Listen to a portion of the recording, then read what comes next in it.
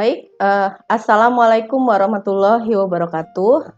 Untuk minggu ini, sebenarnya bukan hanya minggu ini ya, tapi 2 minggu kita akan materi kita tentang agroforestry, yaitu agroforestry berdasarkan komponen penyusunnya. Jadi, untuk agroforestry berdasarkan komponen penyusunnya, ini akan dibagi minggu ini dan minggu depan. Nah, ini CPMK dan sub CPMK yang harus dipahami oleh mahasiswa. Jadi mahasiswa mampu memenuhi dan melakukan pengklasifikasian agroforestry dan mahasiswa mampu melakukan pengklasifikasian agroforestry. Jadi harapannya sih bisa mahasiswa mampu memahami dan setelah mampu memahami bisa melakukan pengklasifikasian agroforestry. Baik, selanjutnya apa sih itu pengklasifikasian agroforestry? Jadi, pengklasifikasian agroforestry berdasarkan komponen penyusunnya dilihat dari aspek dengan perspektif dan kepentingannya. Nah, pengklasifikasian yang dimaksud adalah kita melihat kompleksitas agroforestry dibandingkan dengan metode penanaman tanaman yang monokultur dari tanaman kehutanan maupun tanaman pertanian. Nah, jadi seperti ini. Jadi pada saat kita kita tahu bahwa agroforestry ini banyak sekali macamnya. Jadi kombinasi tanaman pertanian dengan kehutanan itu sudah disebut dengan agroforestry. Tetapi sekarang ada lagi kombinasi tanaman kehutanan, pertanian dengan peternakan, kombinasi tanaman pertanian, kehutanan dengan tanaman perikanan dan sebagainya. Nah, dan di sini untuk tanaman pohon dan tanaman kehutanan sendiri ini juga kita bisa lihat pengklasifikasinya berbeda-beda karena bentuknya berbeda-beda. Ada yang bahkan sudah bisa mencapai seperti ekosistem hutan seperti itu. Ada yang masih baru, jadi baru pengkombinasiannya dan itu klasifikasinya berbeda-beda. Nah, tujuan dari klasifikasi ini adalah untuk melihat dan mengimplementasi agroforestry guna mengoptimalkan fungsi dan pemanfaatan lahan yang dimiliki oleh masyarakat. Jadi yang kita bahas untuk minggu ini, kita akan membahas pengklasifikasian agroforestry. Di sini ada yang disebut dengan agrisilvikultur, silvopastura, agrosilvopastura. Jadi di sini kita bisa melihat seperti apa itu agrisilvikultur, seperti apa itu silvopastura dan agrisilvopastura. Nah, selanjutnya kalau agrisilvikultur, agrisilvikultur ini agroforestry merupakan kombinasi tanaman kayu dengan tanaman pertanian. Nah, kalaupun sebenarnya ya kita bisa lihat karena kita di Fakultas Pertanian ini kita kan punya lab lapangan terpadu. Jadi kalau saya perhatikan pola yang sudah ada di lab lapangan terpadu itu karena anak mahasiswa kehutanan praktek di situ, anak perikanan praktek di situ, anak peternakan praktek di situ, anak pertanian praktek di situ. Jadi polanya sebenarnya dia sudah membentuk pola agroforestry. Bahkan kalau menurut pengamatan saya nanti beberapa tahun ke depan lab lapang itu bisa disebut dengan sistem komponen lahannya bisa menyerupai agroforestry kompleks. Kemudian kita balik lagi dengan agrisilvikultur. Jadi agrisilvikultur ini, sistem ini adalah sistem agroforestry yang paling umum dan yang paling banyak dijumpai dan paling banyak praktek di lapangan. Jadi kalau kita di Lampung ini untuk agrisilvikultur ini kita banyak jumpai pada hutan-hutan rakyat yang mana masyarakat menanam pohon, di samping masyarakat menanam pohon, masyarakat juga menanam tanaman pertanian. Tetapi kalau di Pulau Jawa kita sering jumpai agrisilvikultur ini di daerah perhutani. Karena daerah perhutani juga memang daerah perhutani itu fokus pada tanaman kehutanan, tetapi mereka menyediakan mereka memberikan fasilitas kepada masyarakat di sekitar daerah perhutani untuk memperbolehkan melakukan penanaman. tetapi dengan syarat mereka tidak merusak dari tanaman milik perhutani tersebut. Nah, agrisilvikultur ini ditanam pohon serbaguna atau pohon dalam rangka fungsi pelindung pada lahan pertanian. Jadi dia bisa serbaguna pada agrisilvikultur ini.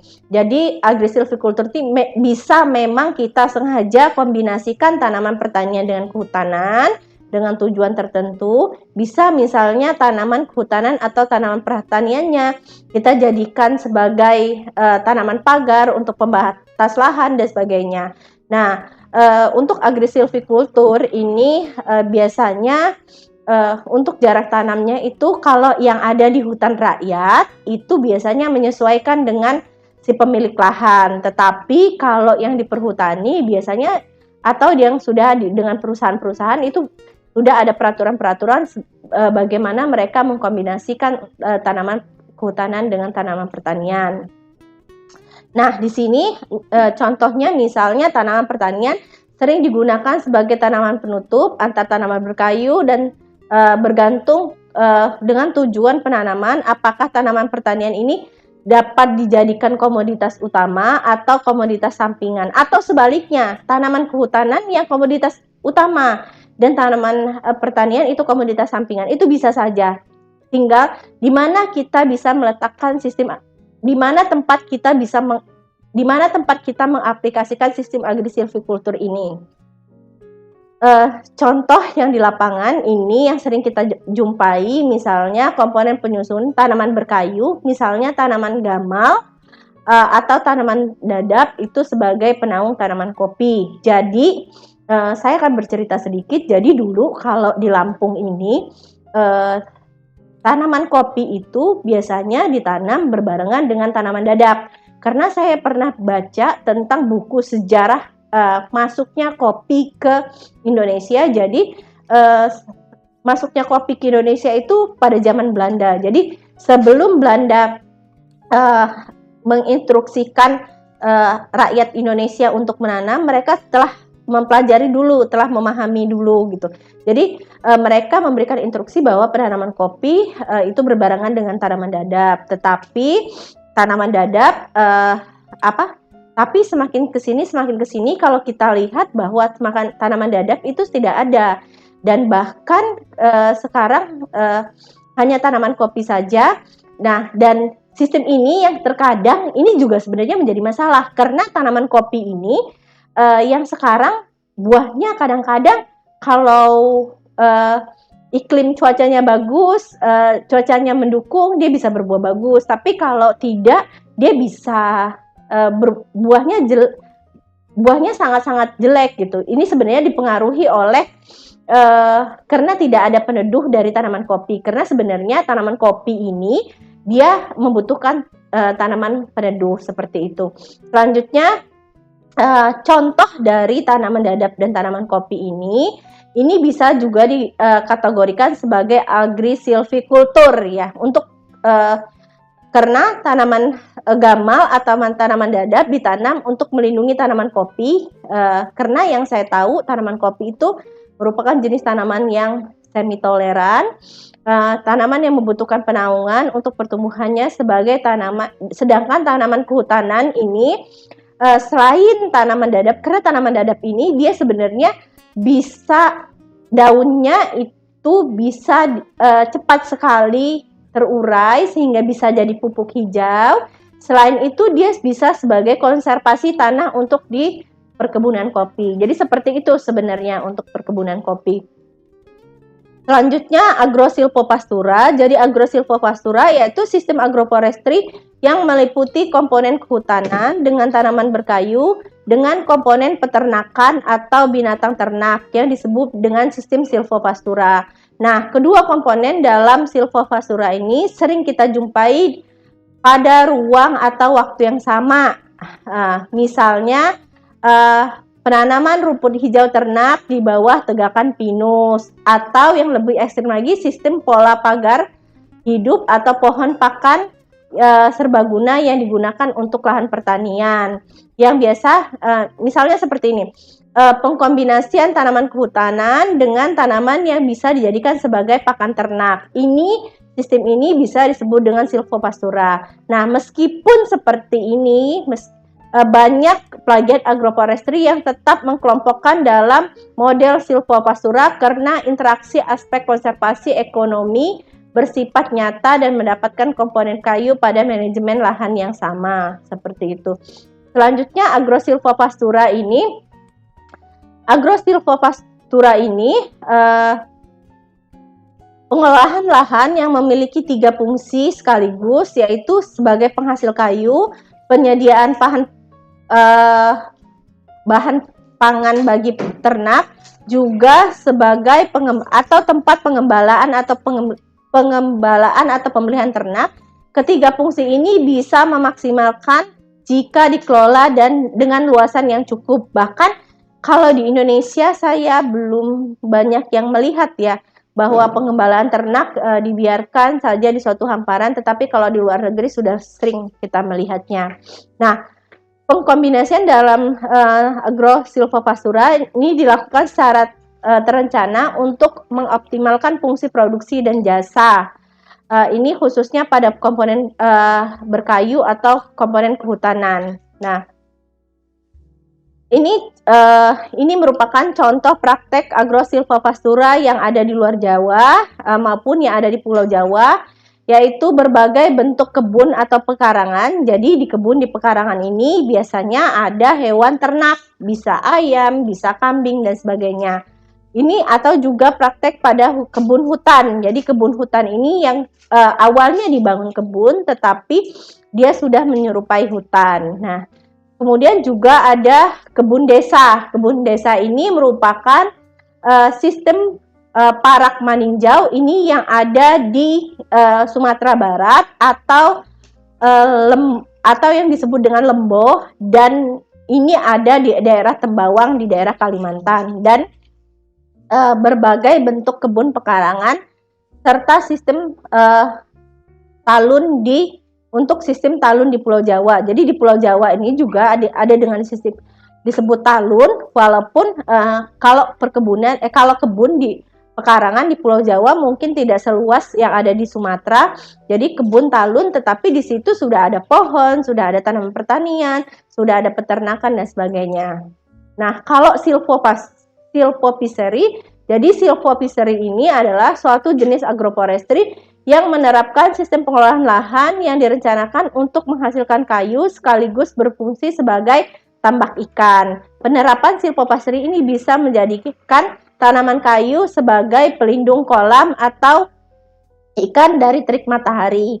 Nah, tanaman kayu atau tanaman kayu ini untuk pengelilingan kolam. Jadi silvopiseri ini yaitu penggabungan antara tanaman kehutanan dengan perikanan.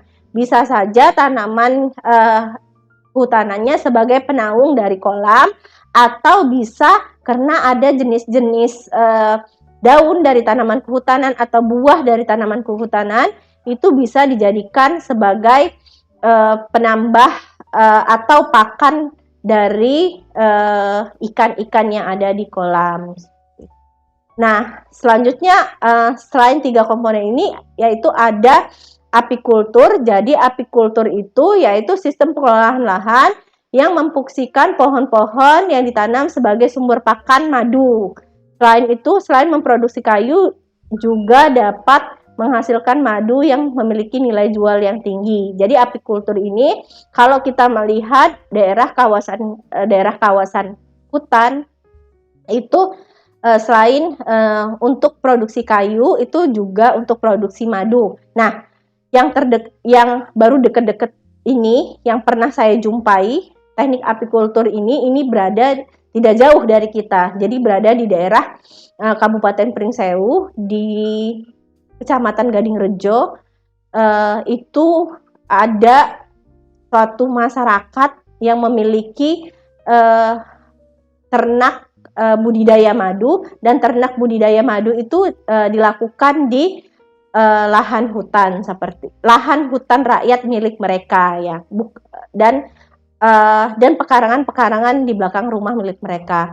Kemudian selanjutnya setelah apikultur yaitu ada serikultur. Jadi serikultur ini sistem pengintegrasian dalam agroforestry yang menjadikan pohon-pohon untuk memelihara ulat sutra. Nah, jadi sehingga murbei yang menjadi makan pokok ulat sutra harus ada dalam jumlah besar dan ada dalam lahan tersebut.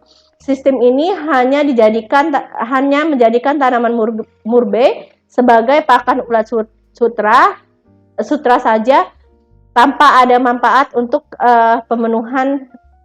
tanpa ada pemanfaatan penuh dari tanaman murbei. Jadi saya akan cerita mengenai serikultur ini. Jadi dulu ada kakak tingkat saya, mereka melakukan penelitian mengenai tanaman ulat sutra, yang mana pakan dari ulat sutra ini didapat dari pohon. Makanya untuk pengkombinasian antara ternak ulat sutra dengan pakan dari tanaman kehutanan ini bisa masuk ke dalam sistem agroforestry yang masuk dalam tipe serikultur seperti itu. Selanjutnya ada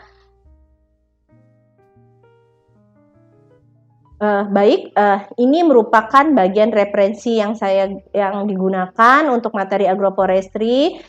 Untuk minggu depan kita akan lanjutkan masih tentang materi agroforestry berdasarkan komponen penyusunnya. Baik, sampai ketemu minggu depan. Wassalamualaikum warahmatullahi wabarakatuh.